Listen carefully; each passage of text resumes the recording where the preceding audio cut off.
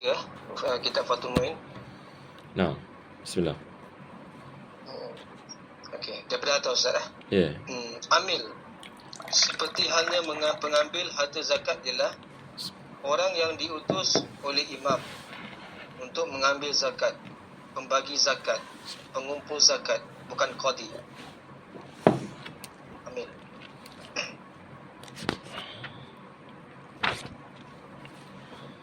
Baca lagi.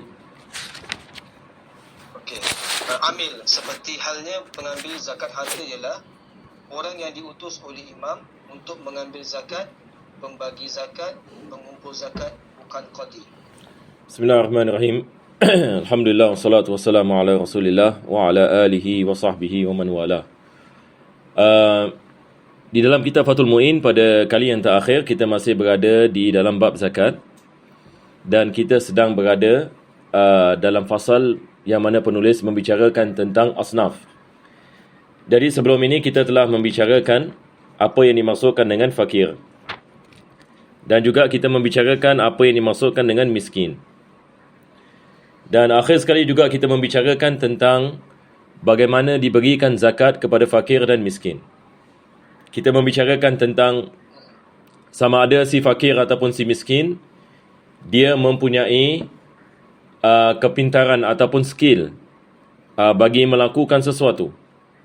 Maka diberikan zakat kepadanya mengikut kepada apa yang dia mampu melakukan. Kalau sekiranya dia mampu untuk melakukan perniagaan, maka diberikan daripada duit zakat kepadanya jumlah yang mana dia dapat memulai sesuatu perniagaan.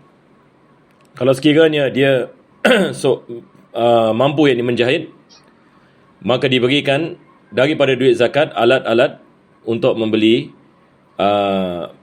benda-benda yang dia menggunakan untuk menjahit.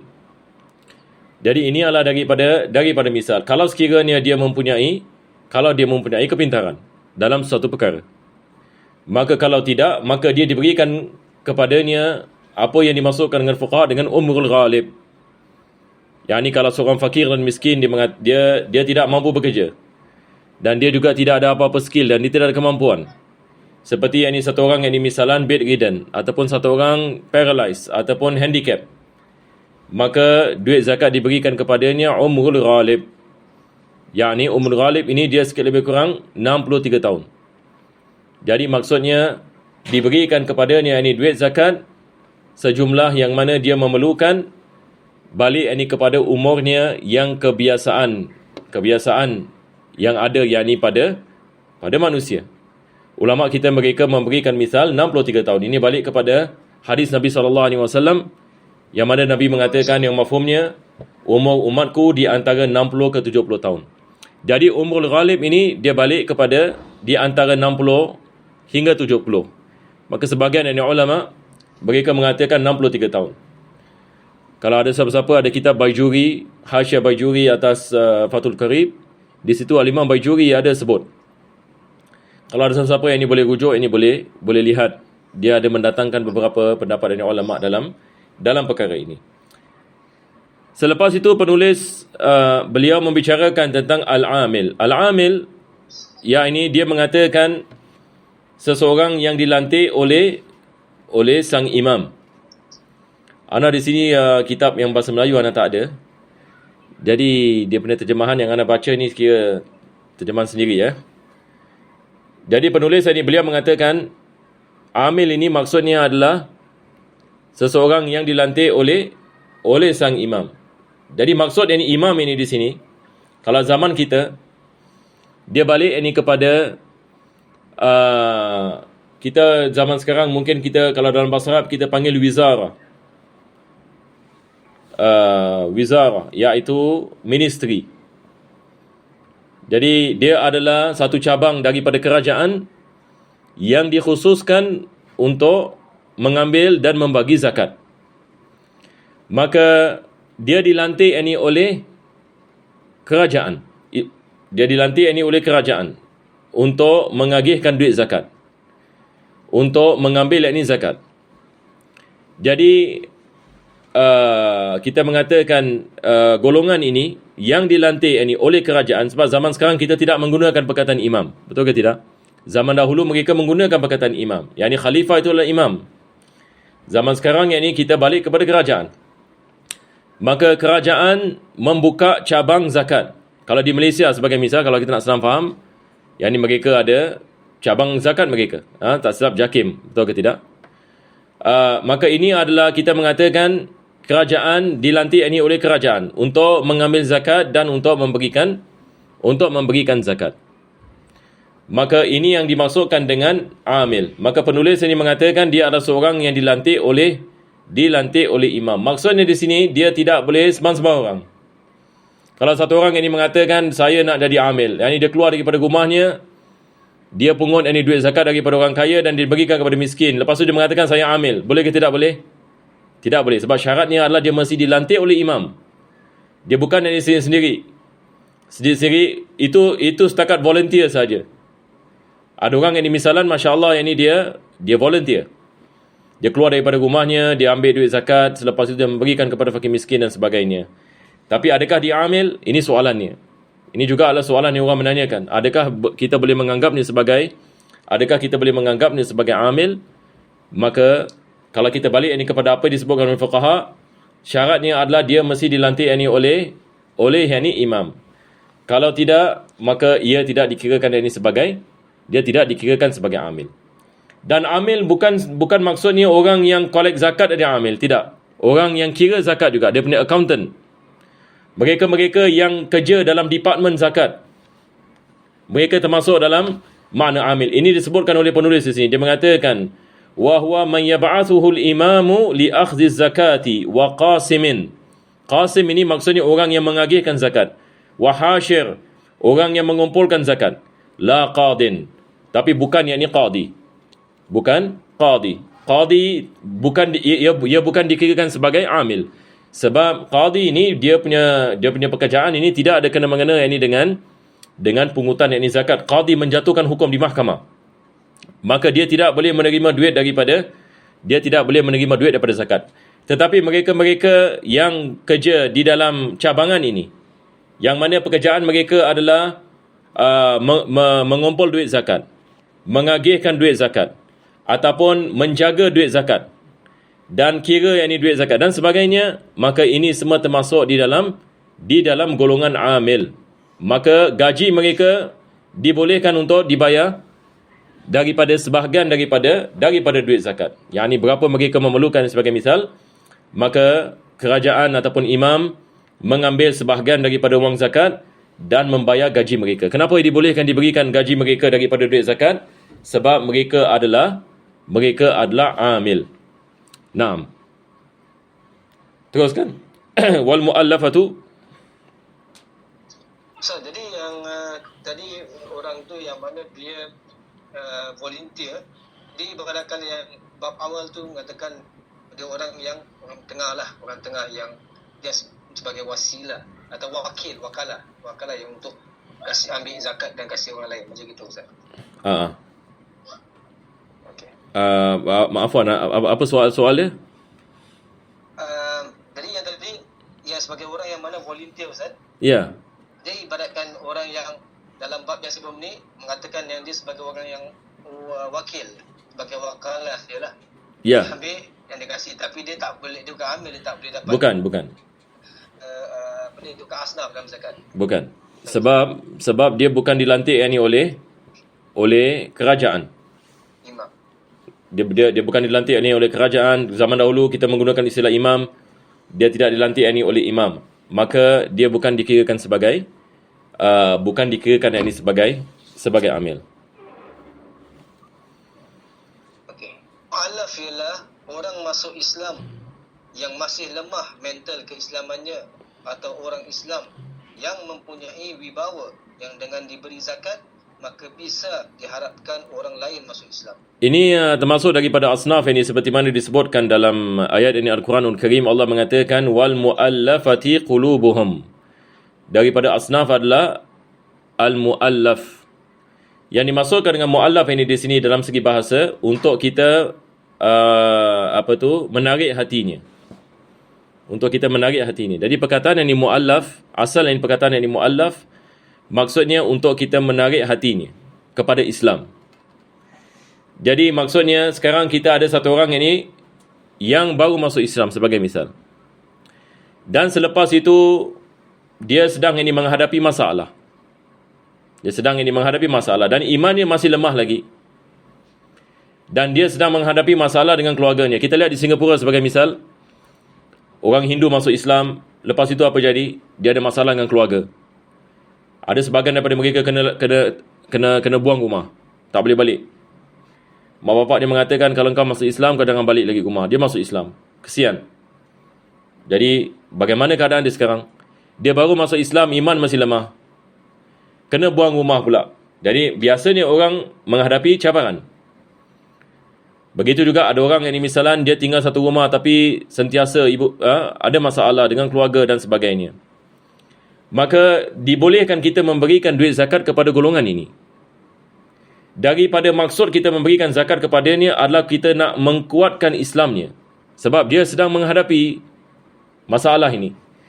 Jadi dengan kita memberikan kepadanya duit zakat, ini akan memberikan kepadanya semangat. Ini adalah benda yang pertama yang disebutkan oleh penulis di sini. Ini yang dimasukkan dengan mu'allaf. Ini yang dimasukkan dengan mu'allaf. Tapi biasanya dalam bahasa kita, bila kita mengatakan mu'allaf, kita mengatakan semua orang yang masuk Islam adalah mu'allaf. Dia berbeza dengan bab zakat. Bab zakat bila kita mengatakan mu'allaf, ini maksudnya dia adalah seseorang yang masuk ke dalam agama Islam dan imannya lemah. Beza dengan satu orang yang masuk Islam, Masya Allah, dia tidak ada masalah sama sekali. Imannya dengan begitu kuat. Dia tidak ada syak sama sekali. Apa saja yang nak berlaku, tidak ada masalah ini. Ataupun dia masuk dalam keadaan Islam, dia tidak menghadapi apa-apa masalah. Ada orang, sebagian orang dia masuk dalam agama Islam, keluarganya memberikan perangsang kepadanya.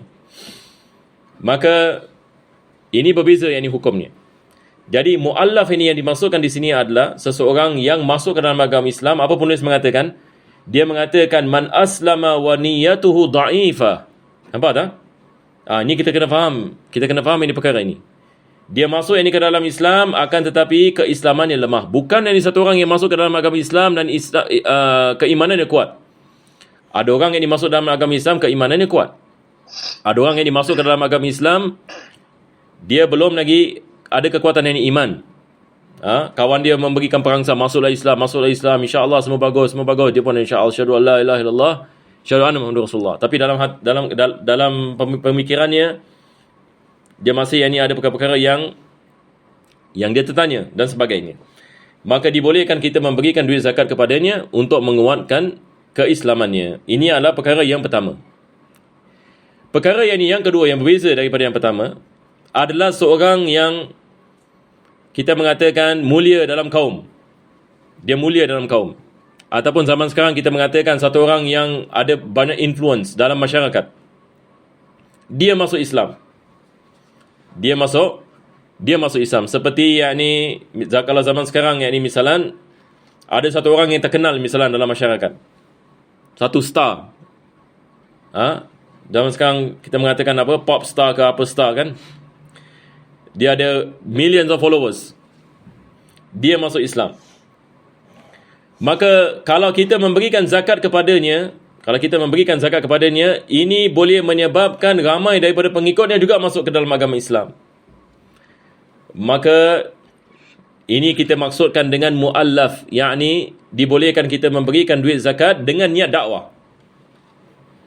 Kenapa kita memberikan zakat kepadanya? Dia mungkin kaya.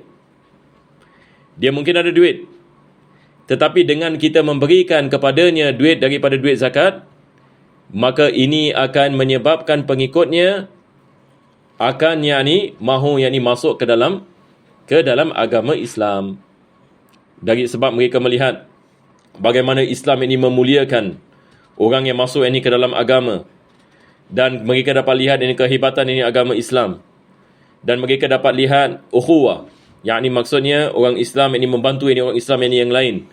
Maka ini semua perkara-perkara yang dapat merangsang seorang kafir untuk memeluk ke dalam agama Islam. Ini yang dimasukkan dengan mu'allaf juga. Ini dimasukkan dengan Mu'allaf. Jadi perkataan mu'allaf kita kena faham ya. Mu'allaf ini maksudnya kita nak menghambat hatinya. Ini perkataannya. Kalau dalam bahasa Melayu kita menggunakan perkataan menghambat. Saya rasa ini betul ya, dia punya makna dia. Menghambat, apa maksudnya menghambat? Ya, ini untuk kita nak menarik hatinya. Jadi ini yang dimasukkan dengan mu'allaf. Itu sebab dalam Al-Quran, kalau kita balik kepada Al-Quran, apa Allah mengatakan? Wal mu'allafati qulubuhum. Allah menifatkan mu'allaf ini pada hati mereka. Yang ini untuk menghambat yang ini hati mereka.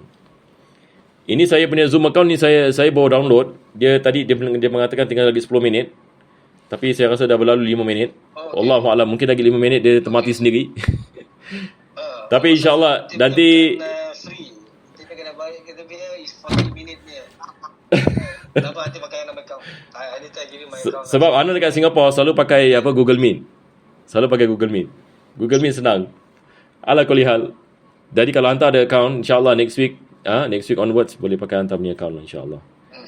Jadi hari ni apa tak lagi berapa minit lagi ada ni?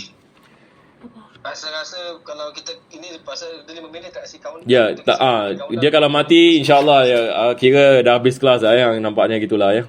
Jadi hari ni hari yang pertama kita bikin online. Jadi kita baca lagi sikit insya-Allah. Kita teruskan. Ya. Jadi yang tadi yang katakan orang kat sini dia katakan orang masuk Islam ataupun orang Islam yang mempunyai wibawa. Jadi orang ni tak semestinya dia orang masuk Islam. Dia boleh jadi orang Islam yang mana dia ada influential towards dia punya followers yang bukan Islam untuk menghambatkan hati-hati orang-orang yang bukan Islam masuk Islam. Begitu Ustaz. Hantar soalan afwan, boleh hantar sekali lagi. Okey. Dalam kitab mu'allaf ialah orang masuk Islam yang masih lemah itu kita tahu, atau orang Islam sendiri yang mempunyai wibawa yang dengan diberi zakat, maka bisa diharapkan orang lain masuk Islam. Ya, ini maksudnya dia begini. Yang kedua ini maksudnya sekarang bayangkan satu orang masuk Islam dan dia adalah ketua kabilah. Kalau zaman dulu kita ulama kita menggunakan istilah apa? Ketua kabilah. Kalau zaman sekarang mungkin maksudnya dia adalah seorang yang ada influence. Ada banyak pengikut. Dia masuk Islam. Kita lihat kepada keadaan. Maksudnya kita lihat kepada keadaan. Kita lihat kalau kita berikan kepadanya duit. Kalau kita memberikan wang kepadanya, ini akan menyebabkan ramai daripada pengikutnya akan masuk ke dalam agama Islam. Maka dibolehkan sang imam memberikan daripada duit zakat. Kenapa? Sebab ini atas maksud berdakwah. Agar ini pengikutnya dapat mengikuti, dapat memasuk ini ke dalam agama Islam. Dan ini berlaku. Kita kalau ada orang yang masuk ke dalam agama Islam macam dia very very influential. Macam Andrew Tate sebagai misal. Andrew Tate masuk Islam. Kan? Jadi orang seperti itu, dia ada banyak influence.